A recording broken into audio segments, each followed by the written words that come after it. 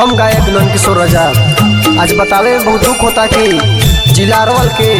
बेलाव गांव निवासी नंदकिशोर कुमार जिनकर भारतीय सेना में ड्यूटी के दौरान निधन हो गए। उनके निधन में भावपूर्ण श्रद्धांजलि के गीत अर्पित करता में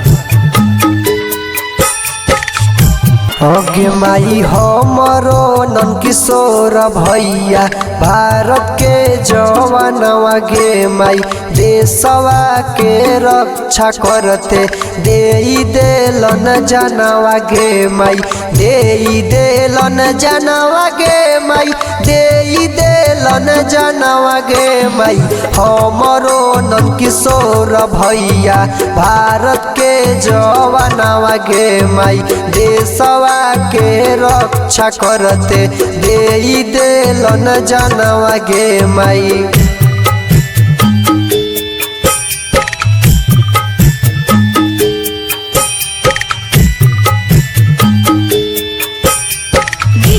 कंचन राज हाजीपुर वैशाली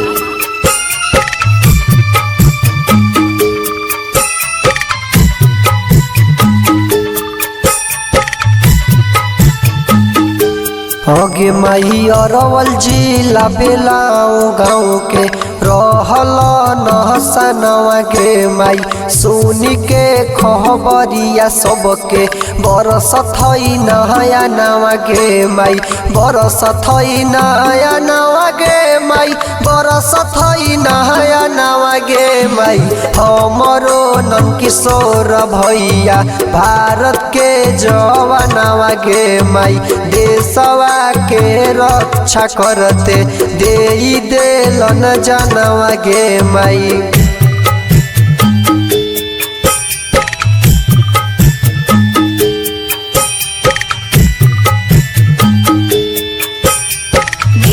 कंचन राज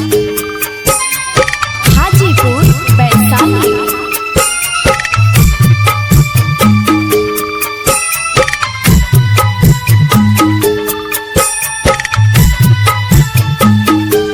अगे माई गुडू डन लिखल गावे नंदकिशोर गानवा गे माई बाबू माई बेटा बेटी के टूट गेल रमनवा गे माई टूट गेल रमनवा गे माई टूट गेल रमनवा गे माई हमरो नंदकिशोर भैया भारत के जवानवा गे माई देशवा के रक्षा करते देई देलन जानवा गे माई।